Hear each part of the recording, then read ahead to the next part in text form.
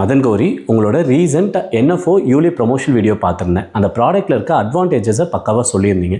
But அதில் இருக்க limitations and சார்ஜஸை பற்றி ஒரு பாயிண்ட் கூட சொல்ல.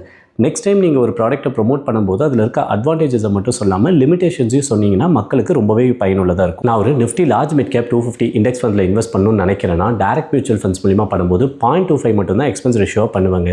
எக்ஸிட் லோடு 0 வந்து. அதே இண்டெக்ஸில் யூலிப் ஃபண்ட்ஸ் மூலிமா நான் இன்வெஸ்ட் பண்ணும்போது என் ரிட்டர்ன் வேறு லெவலில் பாதிக்குங்க. ஏன்னா எக்ஸ்பென்ஸ் ரேஷியோ மட்டும் யூலிப் ஃபண்ட்ஸில் பே பண்ண மாட்டேன். அதுக்கு பதிலாக premium allocation charges, fund management, policy administration, mortality, ஸ்விட்சிங் charges, partial withdraw charges, discontinue charges, இந்த மாதிரி ஏகப்பட்ட இன்டைரக்ட் எக்ஸ்பென்சஸ் இருக்கும். சார்ஜஸ்லாம் ஒவ்வொரு யூலிப் ஃபண்ட்ஸுக்கும் கொஞ்சம் வேரி ஆகலாங்க. But direct mutual fund charges கூட கம்பேர் பண்ணும்போது எந்த யூலிப் ஃபண்ட்ஸும் பக்கத்தில் வரவே முடியாது. குறிப்பாக நீங்கள் இன்வெஸ்ட் பண்ணுற அமௌண்ட்டில் பாதி மட்டும்தான் மார்க்கெட்டில் இன்வெஸ்ட் பண்ணுவாங்க. அதுலேயும் இத்தனை சார்ஜஸை போடுவாங்க. ரிமைனிங் பாதியை இன்சூரன்ஸுக்குன்னு வச்சு உங்களுக்கு ஒரு கேரண்டட் ரிட்டர்ன் மட்டும்தான் தருவாங்க. அதே மாதிரி யூலிப் ஃபண்ட்ஸுக்கு தான் நீங்கள் ப்ரொமோஷனல் வீடியோஸும் நிறைய பார்த்துருப்பீங்க. நான் ஒரு பிகினராக இருக்கேன்னா இன்வெஸ்ட்மெண்ட்ஸை ரொம்பலாம் காம்ப்ளிகேட் பண்ணிக்க மாட்டேங்க. ஃபேமிலி சேஃப்டிக்காக ஒரு health and pure term insurance எடுத்துப்பேன்.